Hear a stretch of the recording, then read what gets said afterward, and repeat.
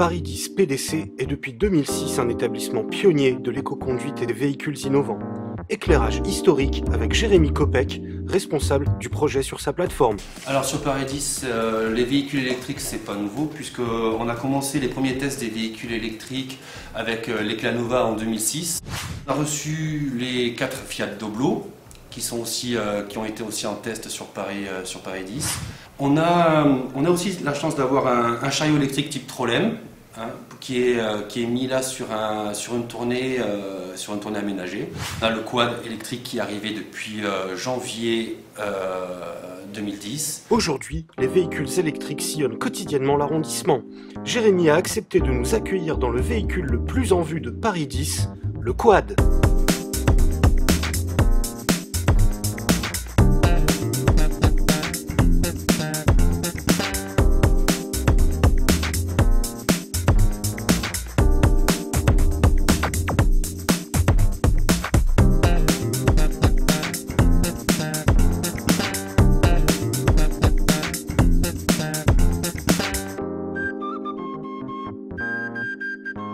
Nous avons apprécié le confort, le silence et la praticité du quad.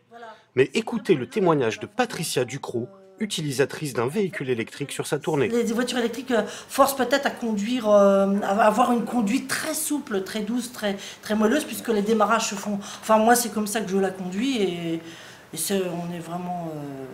c'est moelleux, quoi, voilà. Pas d'autres mots à dire. Sachant qu'avec les véhicules électriques, inconsciemment, on change notre comportement au volant. C'est-à-dire qu'on sait pertinemment qu'on ne nous entend pas arriver. Donc la petite mamie qui s'apprête à traverser, on va s'en méfier et on va anticiper. On va freiner, quitte même à s'arrêter. Ce qu'on ne fait pas avec un véhicule thermique, dans lequel on va peut-être mettre 2 coups d'accélérateur pour dire attention, je passe. Donc on a un regard qui devient beaucoup plus panoramique, on se remet à regarder dans les angles morts, dans les rétroviseurs. Donc on change vraiment inconsciemment notre façon de conduire. Et je voudrais ajouter aussi qu'au niveau des personnes qui peuvent nous côtoyer dans la rue, il y a eu une bonne image de la voiture électrique par rapport aux personnes qui nous demandent c'est la poste, c'est nouveau, voiture électrique. Ouais, vraiment, moi j'ai eu des bons contacts avec les personnes. Si le ressenti de la population et des agents est positif, c'est aussi grâce aux mesures qui ont accompagné la mise en place de ces véhicules. Affichage et sensibilisation, formation et suivi, déploiement de matériel, avec l'appui et le soutien de la DOTC Paris Nord. Alors là, on a le suivi des véhicules, les fiches de contrôle de véhicules, par type de véhicule bien sûr, Kangoo, Ducato, etc. Donc, ensuite, on a le suivi des facturettes pour l'essence. Ensuite, là sur la droite, on a le suivi des formations donc, pour les chauffeurs, prévention routière, constat amiable, éco-conduite, et le suivi des anomalies avec la description des problèmes que peut rencontrer l'agent sur son véhicule. On a commencé depuis le mois de février les piqûres de rappel avec l'outil l'EcoGeyser que j'ai ici. Bien sûr, cet outil-là, on le met en accompagnement avec l'agent.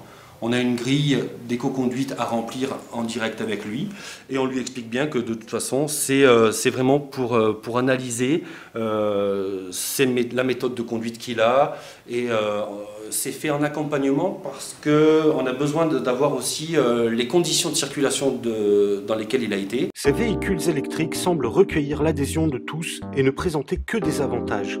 Est-ce vraiment le cas ? L'avis d'un collègue proche du terrain, Jérémy Kopek. Alors l'avantage aussi des véhicules électriques, l'énorme avantage c'est qu'on n'a aucun accident responsable avec un véhicule électrique. Depuis 2006, depuis l'Eclat Nova, maintenant avec les Fiat Doblo, on a une conduite qui est beaucoup plus sûre et un taux de sinistralité nul.